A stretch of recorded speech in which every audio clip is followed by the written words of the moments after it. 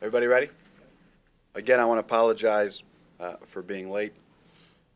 I also want to begin by thanking the FBI and the Central District of the U.S. Attorney's Office for all their hard work and their assistance.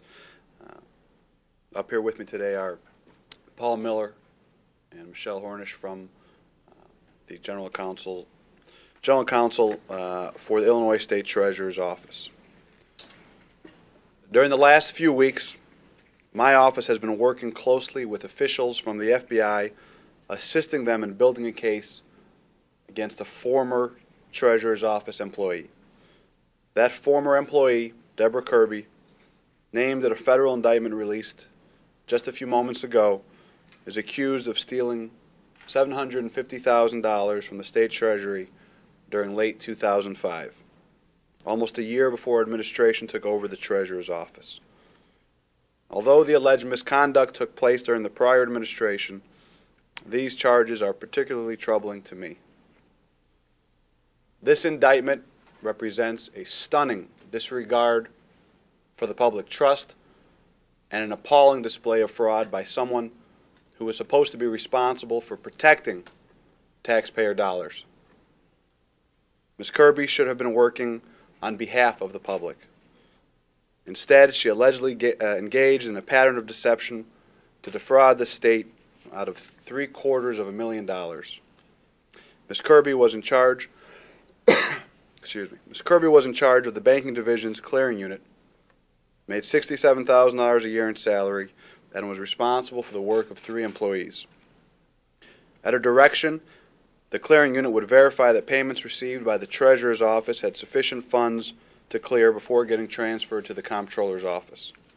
The indictment alleges that in October of 2005, she illegally transferred state money into a personal bank account using her elderly mother's address. She used the state's money for her own personal benefit. But she didn't stop there.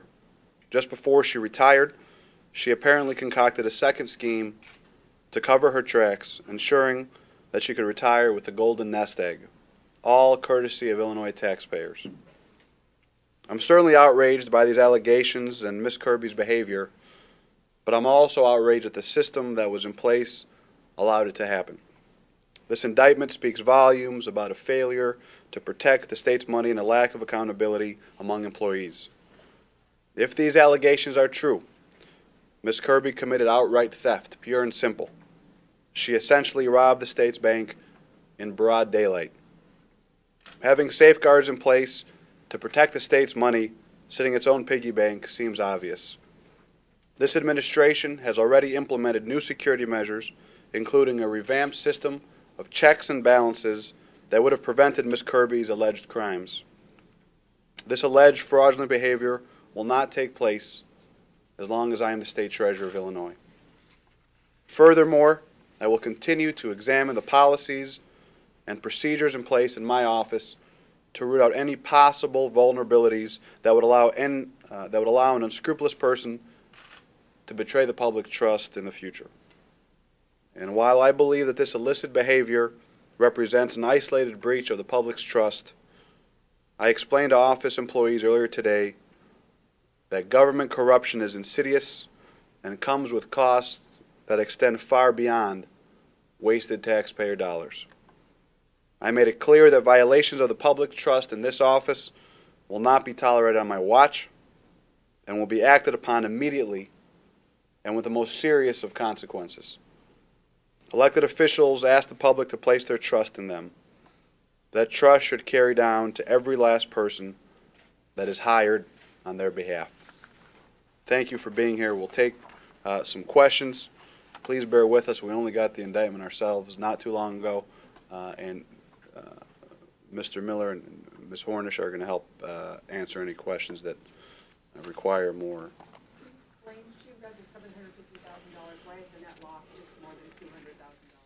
Well, to put it in the simplest terms, she found a way to put some of that money back during the course of this scheme, which amounted to the difference between, I think it was $263 and $750. How did you discover this? Well, during a routine inquiry, it came to our attention We did some checks and looked at some of the bank accounts and discovered those discrepancies just a few weeks ago. So for 2.5 years, just recently. It was late 2005, early 2006, so about 2 years. Can you talk a little bit more about the changes you've put in place to ensure that something like this doesn't happen again? Well, let me begin by saying that as soon as this administration took over, we initiated a large-scale departmental reorganization. Unfortunately, at the time this alleged theft occurred, a certain transaction only required the authority of one individual, and that individual, as we've seen, abused the trust of her office for these ill-gotten gains. The Treasurer's Office under this administration has changed the procedures and now requires documentation and sign-off by two individuals and the approval of the division head prior to a wire transfer being initiated. This system of checks and balances was put in place to ensure that no one individual would have the broad authority to abuse the system again. Furthermore, all reconciliations now must be accompanied by backup documentation and be reviewed by both the supervisor of investment verification and the accounting division. And lastly, the Treasurer's Office is currently auditing transactions, procedures, and processes to find any and all other ways in which systems can be further protected in the future. So if she originally embezzled $750,000, do you know why she tried to put some of the money back? We don't know. Again, the indictment was just handed down, and I'm assuming that further investigation will hopefully give us an answer as to why. And how did she do that? How did she put the money back in? Well, maybe Mr. Miller can help explain some of the technicalities. Thank you, Treasurer.